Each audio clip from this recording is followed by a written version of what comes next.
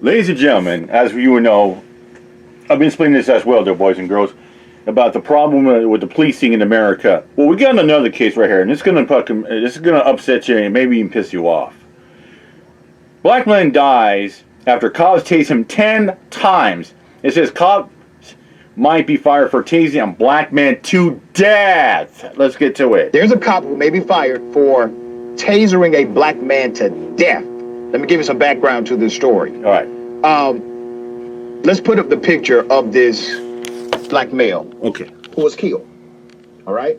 This actually happened on October 13th. Somebody called the cops on Mr. Jim Rogers. That's Mr. Rogers. That's Mr. Rogers right there. Mr. Rogers was riding a bike left on a curb for basically anyone to take. While the bike's owner was intending to sell it, she reported and said she likely would have given it to Mr. Rogers for free, no cost whatsoever. When Rogers returned the bike where he found it, he sat down to smoke a cigarette. Let's put a picture up of the officer who tasered Mr. Rogers, all right? When the police arrived, Officer Keith Edmonds immediately escalated the situation and used the taser on Mr. Rogers, all right? Wow. Let's go to the screenshot of what witnesses saw that day. That's Mr. Rogers, Edmonds and that's the used cop that tasered 10 him. times. Keep that picture up. 10 times. 10 times! On the individual, Jim Rogers. Onlookers had described Rogers during the incident as non-violent and not aggressive, and they did not understand why this was happening to a non-aggressive individual. Rogers went into cardiac arrest soon after the attack, died the next day at the hospital. He was only 54 years of age. Unbelievable. It gets deeper. Here we go. go. The local coroner, all right? The local coroner comes out and rules the death accidental. But the internal police investigation pointed to, and I quote, procedural failures by the cops involved, multiple. According to the Pittsburgh Post-Gazette, the city's police union took issue with those reports. The death sparked days of protest and even an editorial by the city's largest newspaper demanding answers. In December, the highest-ranking police officer on duty that day retired ahead of possible disciplinary action. I do absolutely agree with the decision based on what we know now, which is what the public knows.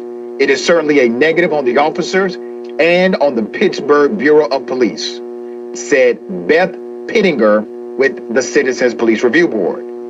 Pittinger pointed out just because these officers may be fired, that doesn't necessarily mean they will face criminal charges. And that lies your systemic and structural issue right there. Yep. Here's the reality.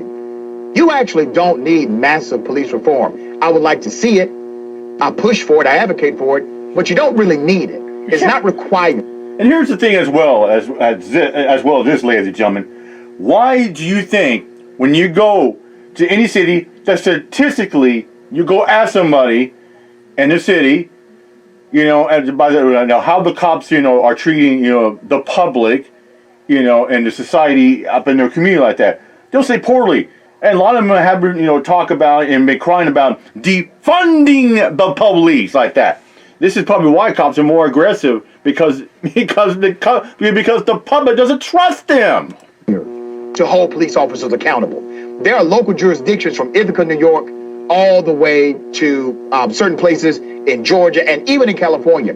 With the right leadership, we even have it in New York. With the right leadership, you can hold those injustice accountable to justice. You can.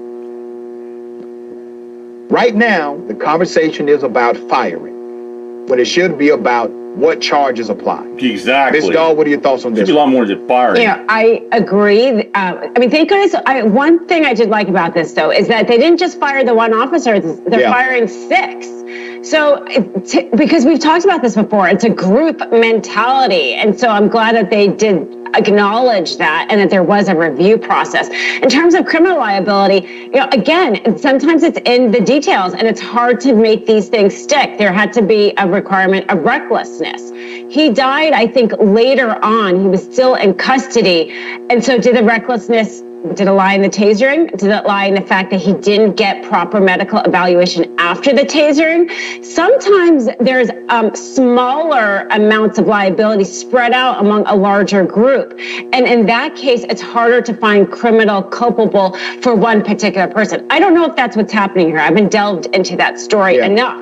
But you are right that if there was any recklessness, I mean, the fact that he did it 10 times seems to me to have some sort of level of recklessness alone. I'm glad they're trying to keep clean it up, but perhaps they could be doing more here. Yeah, definitely. And here's what I see. I see a cop who was aggressive and violent to an individual who did not deserve any criminal treatment whatsoever. And I believe the witnesses. I believe all of the witnesses who said the man was not being aggressive. He was not violent. However, he was still tasered 10 times. And there's a but for element here. That scenario led to his death. We can argue about what else occurred after that.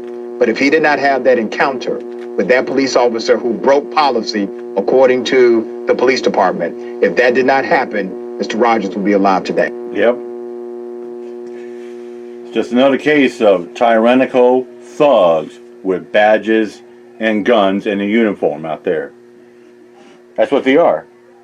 I mean, you people, it's like, you get people out there talk about, they fear about gang members. Like, no. I say, I go walk down the street. I said, I'm more likely to get shot by a fucking cop down the street than by a Crip or Blood member. Because at least a gangbanger is going to have more respect for a human being and a life like that. Cops got no respect for human or the society or the community like that. They think they're above the law with that badge. And ladies and gentlemen, this is another episode of Happy Fuck the Cops Day. Bear back to blue. Blue lives murder! With that said, I'm out of here. Mike Job. Peace out.